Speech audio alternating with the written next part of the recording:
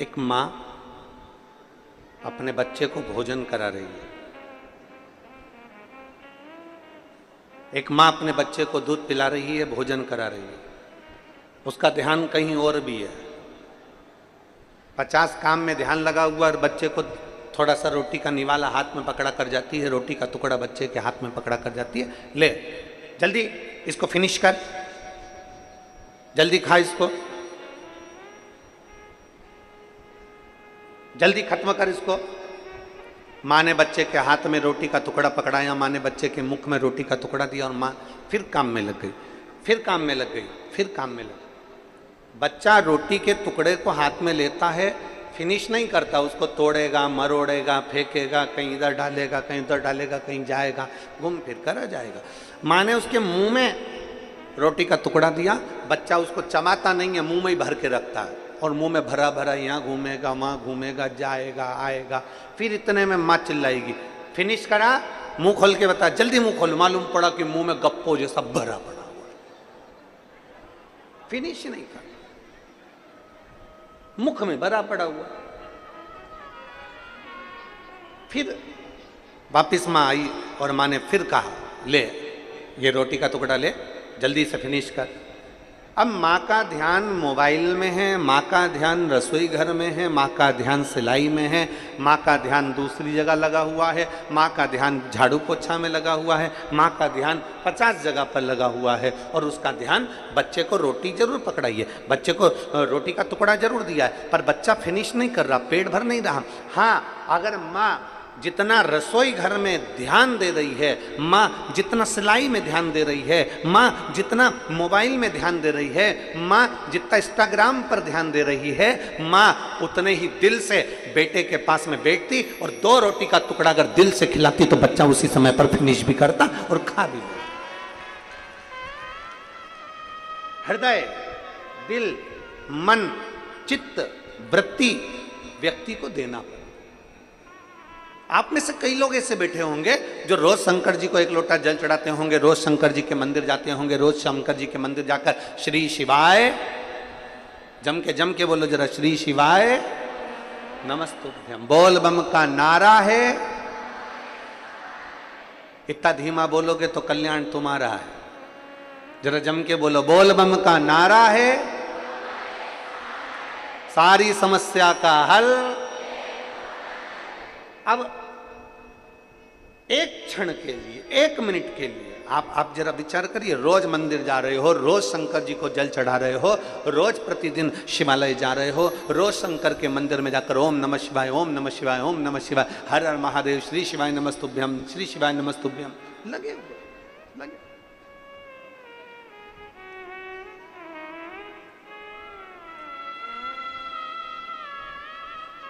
प्रतिदिन लगे।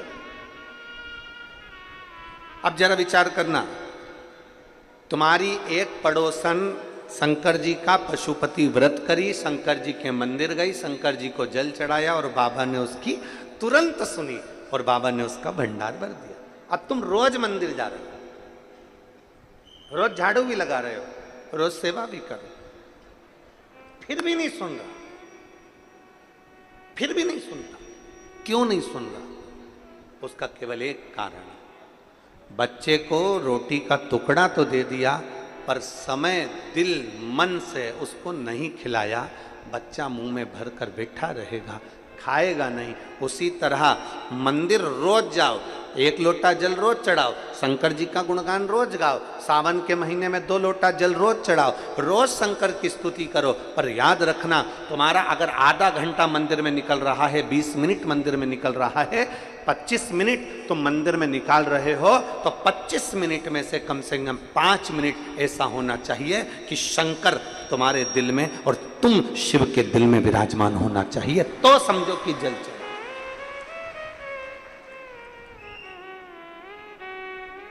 तो जानो कि शंकर की स्तुति हुई।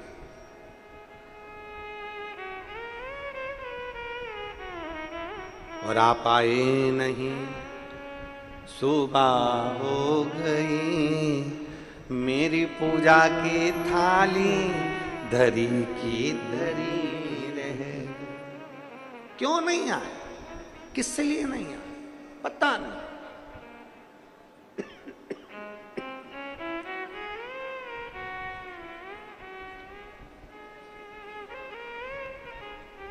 जाओ शिवालय, जाओ देवालय, जाओ शंकर के मंदिर, थोड़ा चित्त लेकर जाना, थोड़ा मन लेकर जाना। शिव महापुराण में महत्तम में देवराज नाम के ब्राह्मण का बड़ा सुंदर चरित्र है।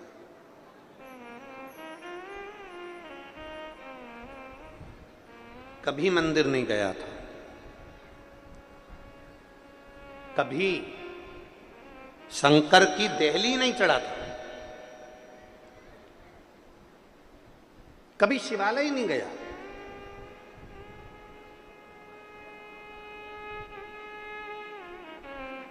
और ये बहुत समझने वाला विषय है महाराज जी। मेरी नांदेड़ की जीजियों से निवेदन है, और जितने मेरे जीजा बैठे हैं इनसे भी निवेदन है, और जितना मेरी बेटी बेटा उन बैठे हैं इनसे भी निवेदन है।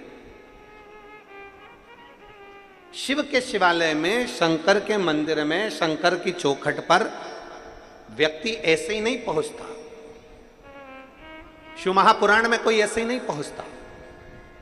यहां जितने शिव महापुराण की कथा में बैठे हैं, पंडाल के बाहर हो, पंडाल के पीछे, पंडाल में तो कहीं जगह है नहीं, पर पंडाल के बाहर धूप में जहां लोग बैठे हुए हैं, अपना अपना चादर लगाकर, अपना छाता लगाकर, अपनी पानी की बोतल रखकर, जहां जहां लोग बैठे हुए, जितनी जितनी जगह बैठे, शिव महापुराण में कोई ऐसे ही नहीं पहुंचता। शिवालय में अगर जल चढ़ाने के लिए जा रहे हो, शंकर के मंदिर में जा रहे हो, शिव महापुराण की कथा में जा रहे हो, शंकर की चौखट पर जा रहे हो, 12 ज्योतिर्लिंग पर जा रहे हो, शंकर के शिवालय में, शंकर के मंदिर में जा रहे हो, भगवान शंकर की पवित्र कथा शिव महापुराण में जा रहे हो, तुम्हारी सामर्थ्यता नहीं है कि तुम मंदिर में चले जाओ, तुम्हारी सामर्थ्यता नहीं है कि तुम शिवालय में चले जाओ, तुम्हारी सामर्थ्यता नहीं है कि तुम शिव महापुराण की कथा में चले जाओ। वो तो मेरे देव अधिदेव महादेव ने तुम्हारे भाग्य में लिख कर रखा होगा, तो तुम शिवालय जाओगे, तुम शिव महापुराण की कथा में जाओगे, उसने लिखा होगा तो।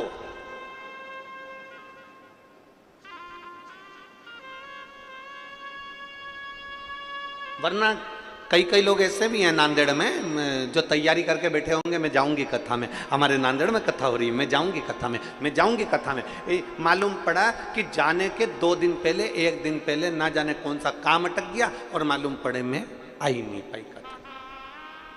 वो गीत है ना, शादी की सारी तैयारी रह जाती, मानो हमारा एहसान कि दूल्हे ने हाँ भर दी। वो वाला हाल है कि अगर कथा चालू होने वाले दिन तुम पंडाल में पहुंच जाओ, पहुंचने के बाद बड़े प्रसन्न चित्त में एक स्माइल भोलेनाथ को जरूर देना कि तुझे धन्यवाद कि तू मुझे बुला ही लिया, ये तेरी कृपा। कभी कभी जरूरी नहीं है कि तुम सेल्फी किसी के साथ लो, सेल्फी का मतलब है अपन और महादेव, बस वो होना चाहिए। दुनिया के लोगों को लग रहा है कि ये अकेली की फोटो है, अकेली की, पर नहीं। कथा के पंडाल में, भगवान शंकर की कथा में, शिवालय में व्यक्ति कभी अकेला नहीं होता, भगवान शंकर उसके साथ कदम से कदम मिलाकर चलते, अकेले का फोटो नहीं। एक प्रसन्न चित्ता तुम्हारे भीतर होना चाहिए कि मैं शंकर के साथ, शिव के, शंकर मेरे साथ, मैं शिव की और शिव मेरे हैं, इसके सिवाय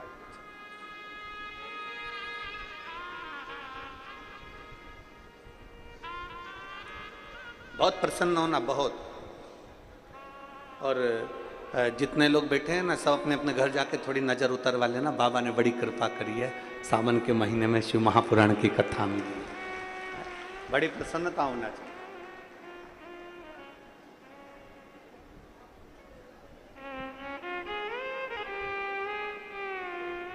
और जब हमारा सर्वस्व, हमारा सब कुछ हम बाबा को दे देते हैं ना, तो फिर हमारा जब कुछ भी नहीं है, सब कुछ बाबा का है, बोल बम का नारा है, बाबा एक साथ, सब कुछ बाबा पर सौंप दिया, तो फिर वो बाबा जाना, फिर वो बाबा के हाथ।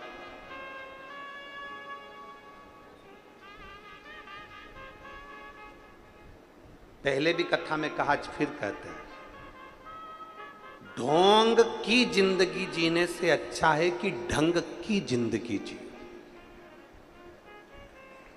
ढोंग की जिंदगी से अच्छा है ढंग की जिंदगी जियो। ढोंग की जिंदगी में एक ना एक दिन धोखा मिलेगा, और ढोंग की जिंदगी में एक ना एक दिन तुम खड्डे में जाकर गिर जाओगे। अगर ढंग की जिंदगी जियोगे तो एक दिन मेरा भोलेनाथ तुम्हारा हाथ पकड़कर आगे बढ़ाकर ले।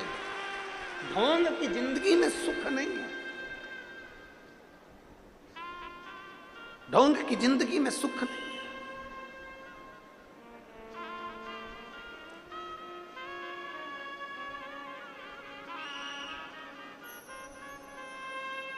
सावन का महीना आया, लोगों ने त्रिपुंड लगाया। सावन का महीना आया, लोगों ने शिवालय जाना चालू करा। सावन का महीना आया, लोगों ने बेलपत्री और फूल भगवान को चढ़ाना प्रारंभ करा ना। सावन का मतलब क्या है?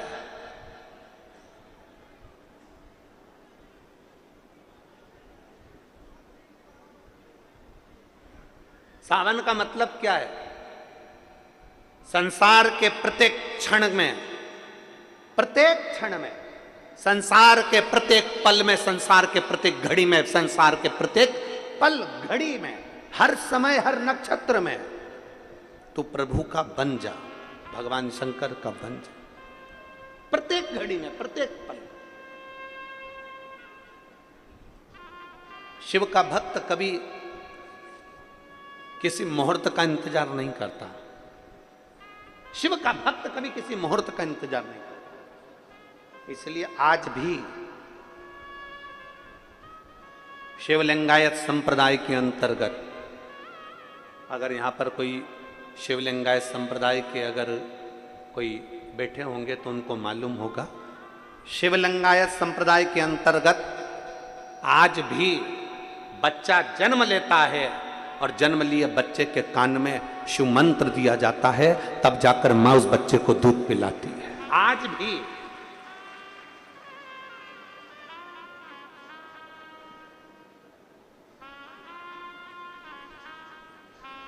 कोई मुहूर्त नहीं देखा,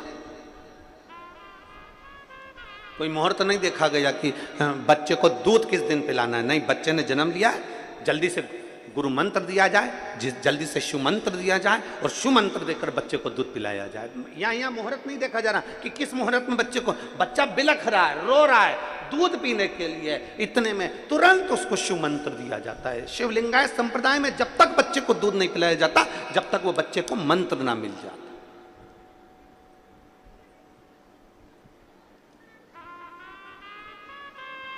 अब बच्चा बिलख रहा है और कोई सोचे कि नहीं, आज का मुहूर्त अच्छा नहीं है, कल बच्चे को दूध पिलाएंगे, कल बच्चे को मंत्र दिया जाएगा और कल उसको दूध पिला ना। शिव महापुराण की कथा कहती है, शंकर को रिझाने के लिए, भगवान शंकर को पाने के लिए, शंकर भगवान का गुणगान करने के लिए, शिव स्मरण करने के लिए, शंकर की स्तुति करने के लिए, शंकर भगवान के गुणगान को करने के लिए एक क्षण की भी देरी नहीं होना चाहिए। जिस दिन तुम्हारा मन कर जाए, जिस दिन तुम्हारा चित्त कर जाए, जिस दिन तुम्हारा दिल कर जाए, उस दिन तुम भगवान शंकर के मंदिर चले जाओ। सावन का इंतजार मत करना कि सावन आएगा तो त्रिपुंड लगाऊंगा, सावन आएगा तो मैं बेलपत्री चढ़ाऊंगा, सावन आएगा तो मैं शिवालय जाऊंगा। सावन का इंतजार मत करिए। प्रत्येक क्षण, प्रत्येक घड़ी, प्रत्येक पल, प्रत्येक समय में शंकर के मंदिर में जाकर अपने दिल की बात एक बार बैठकर देवाधिदेव महादेव से कहना प्रारंभ करिए। देवाधिदेव महादेव तुम्हारे दिल की बात को सुनेगा, स्मरण करेगा।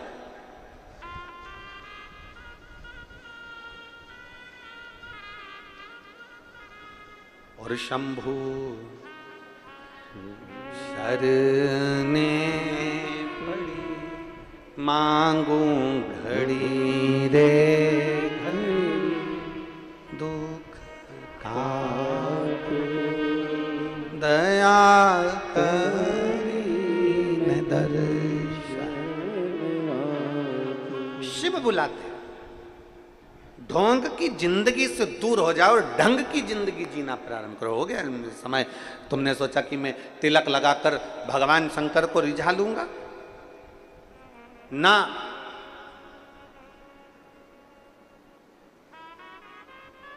प्रत्येक दिन केवल श्रावण का इंतजार नहीं करना, प्रत्येक पल केवल सावन का इंतजार नहीं करना। अभी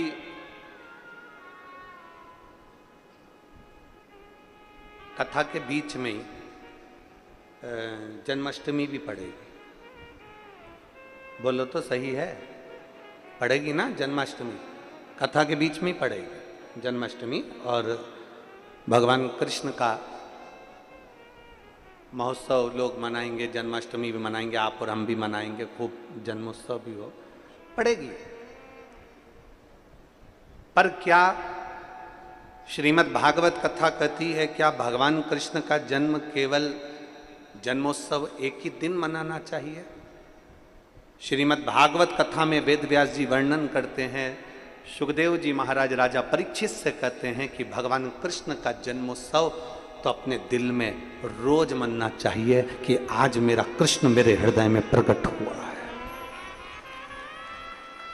आज मेरा कृष्ण मेरे हृदय में प्रकट हुआ है, आज मेरा कृष्ण मेरे नगर में प्रकट हुआ है, आज मेरा कृष्ण मेरी रोमावली में प्रकट हुआ है, आज मेरा कृष्ण मेरी चित्तवृत्ति में प्रकट हुआ है, आज मेरा कृष्ण मेरे नैनों में प्रकट हुआ है, आज मेरा कृष्ण मेरी श्रवण शक्ति में प्रकट हुआ है, आज मेरा कृष्ण मेरी श्वासों में प्रकट हुआ है, आज मेरा कृष्ण मेरे हृदय में, मेरी चित्त में, मेरी वृत्ति में प्रकट हुआ। केवल साल में एक दिन भगवान कृष्ण का जन्मोत्सव नहीं, रोज प्रतिदिन अपने भीतर भगवान के प्रागट्य का जन्मोत्सव होना चाहिए। उसी तरह लोग कहते हैं कि सावन का महीना है तो मुझे मंदिर जाना है, सावन का महीना है तो मुझे त्रिपुंड लगाना है, सावन का महीना है तो मुझे शंकर का गुणगान करना है। ना, प्रतिदिन, प्रत्येक घड़ी, प्रत्येक पल, प्रत्येक क्षण भगवान शिव को समर्पित होना चाहिए, प्रत्येक पल।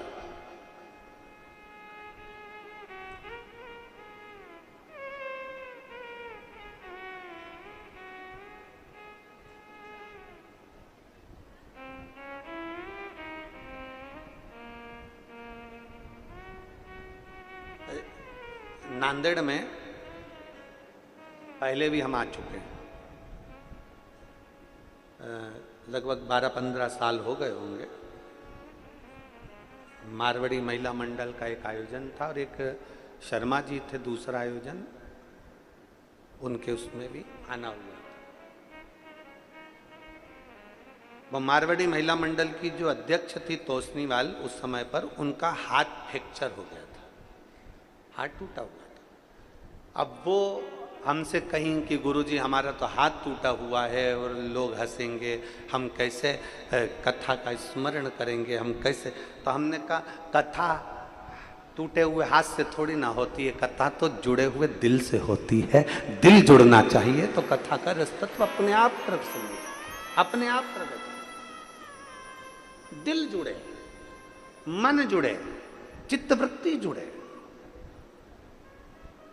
और जब दिल जुड़ जाए, एक पत्र है,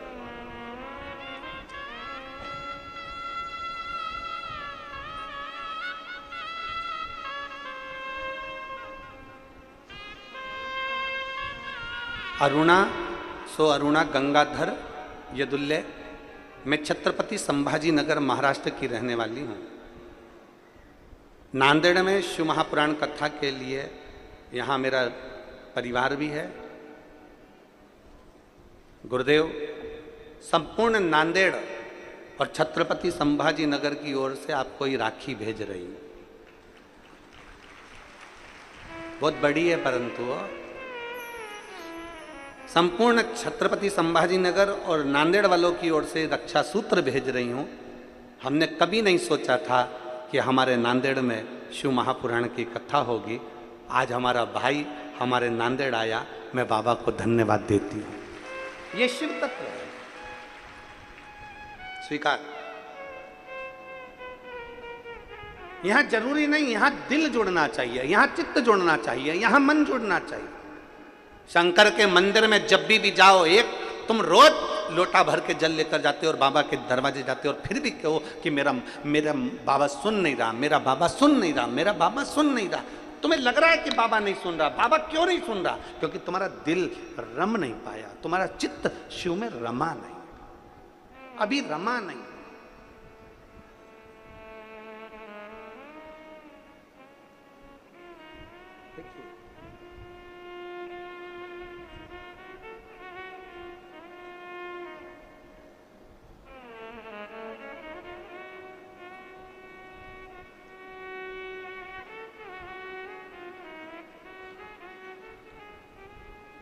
मैं रानी मदन सूर्यवंशी, जिला नांदेड़, महाराष्ट्र की रहने वाली हूँ। कहीं बैठी हो तो हाथ हिलाइएगा। मैं रानी मदन सूर्यवंशी, कहीं बैठी हो तो हाथ हिलाइएगा।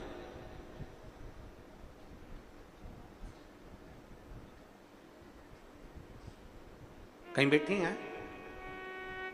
और अगर बच्चे आए हो इनके साथ में तो बच्चों को लेकर व्यासपीठ पर आ सकती है। हाथ हिलाओ एक बार। कहाँ बैठी हैं?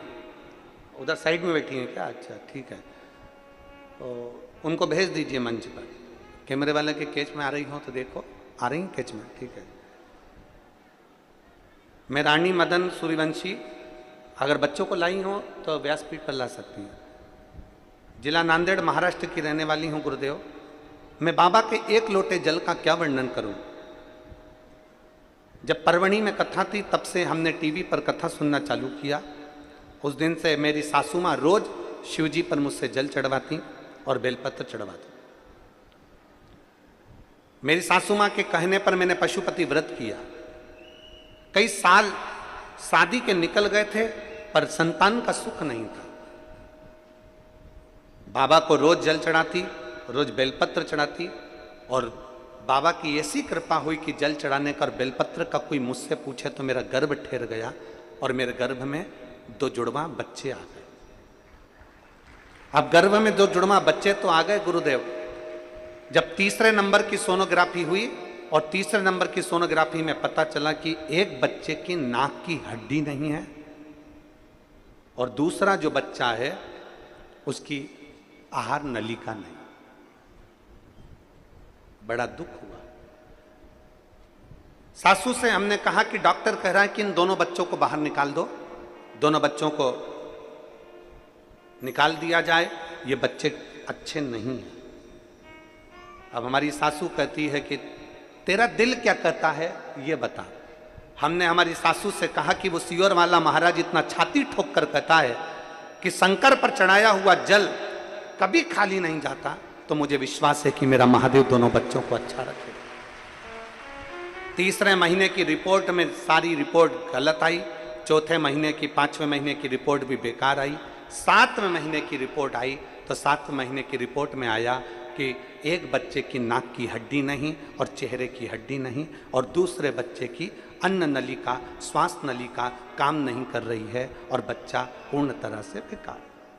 7वें महीने की रिपोर्ट में जब ये सब आ गया, बड़ा दिल दुखा। मैं हॉस्पिटल से सोनोग्राफी कराकर रोते रोते घर आ गया। डॉक्टरों ने कुछ का कुछ बता दिया। अब करें तो करें क्या, क्या करा जाए। तब मेरे पड़ोस की आंटी ने कहा कि शंकर का चढ़ाया जल पीना चालू कर दे। शिव जी के मंदिर का जल चढ़ा हुआ पीना चालू करा और बाबा का गुणगान करना प्रारंभ करा। टीवी के सामने बैठती, शिव महापुराण की कथा सुनती। 7वां महीना निकल गया, 8वां महीना निकल गया। अब जब तकलीफ उत्पन्न होने लगी तब हम ऑपरेशन के लिए डॉक्टर के पास गए। डॉक्टर ने कहा तुम्हें इन बच्चों को तो पहले निकाल देना था, ये बच्चे दोनों बेकार हैं। जब 30 जून 2023 को मेरे बच्चों ने जन्म लिया तब डॉक्टर ने उनका चेकअप कर कर कहा दोनों बच्चे स्वस्थ हैं और दोनों अच्छे हैं। 30 जून 2023 के दिन मेरे घर में 2 पुत्रों ने, 2 जुड़वा पुत्रों ने जन्म लिया और बाबा की कृपा से डॉक्टर कहते हैं कि दोनों सही सलामत हैं। ये शिव तत्व है, योग घड़ी है। इन बच्चों का फोटो भी पीछे लगाया गया, आप लोग एलईडी के माध्यम से देख रहे हैं। दोनों पुत्रों का फोटो, दोनों बच्चे स्वस्थ हैं। ये शिव भक्ति है और एक उपासना, एक आराधना शिव के। उन्होंने इस पत्र में लिखा एक बच्चे की नाक की हड्डी नहीं है, नाक पूरी गई हुई है और चेहरा पूरा गया हुआ, और दूसरे बच्चे की आहार नलिका, श्वास नलिका के कारण बस बच्चा पूर्ण तरह से बेकार। दोनों बच्चे। अब हम जब उसका भरोसा लेकर चले, हम जब उसका विश्वास लेकर चले, हम जब उसकी दृढ़ता लेकर चले, तो क्यों ना स्वीकार करें। और मेरे बाबा, सब गाइए, सब साथ में बोलिए, मेरे बाबा दया करना, मैं तेरे भरोसे, भोले बाबा दया करना, मैं तेरे भरोसे, ना घर के भरोसे हूँ, ना परिवार के भरोसे हूँ, ना घर के भरोसे हूँ, ना परिवार के भरोसे हूँ,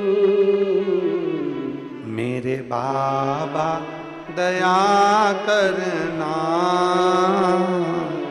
मैं तेरे भरोसे,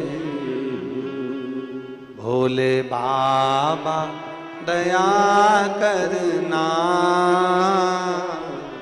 मैं तेरे भरोसे। हम उसके आश्रित हो जाए। लिया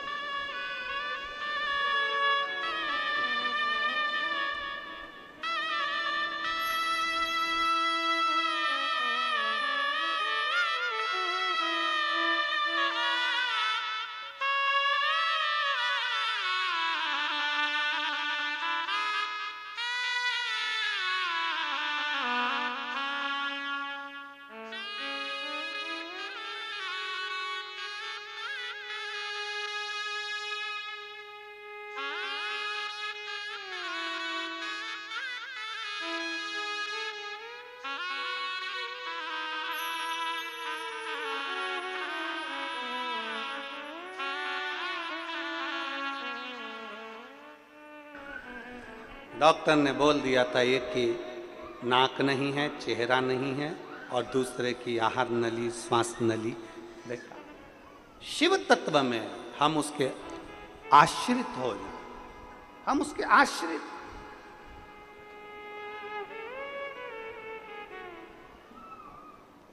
मेरी जीजियों, मेरे जीजाओं, मेरी बेटियों, मेरे बेटाओं, मेरी माताओं, मेरे भाई,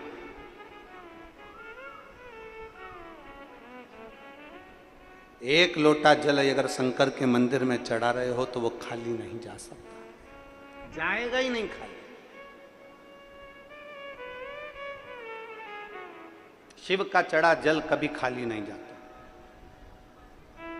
शंकर का लिया गया नाम कभी खाली नहीं जाता, शिव का किया गया भजन कभी खाली नहीं जाता, कभी नहीं। केवल उसको जपने वाला चाहिए। इसीलिए फिर निवेदन, शिव के सिवा कहीं दिल ना लगाना, शिव के सिवा कहीं दिल ना, वरना पड़ेगा तुझे आंसू बहाना, वरना पड़ेगा तुझे आंसू बहाना।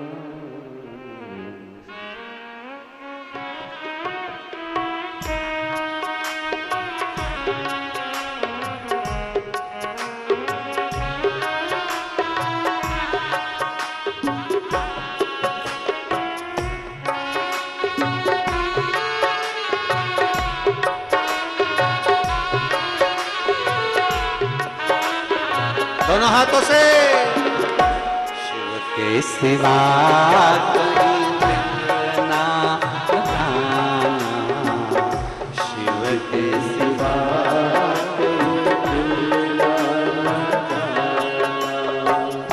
वरना पड़ेगा तुझे आंसू बहाना, वरना पड़ेगा तुझे आंसू बहाना, शिव के सिवा कहीं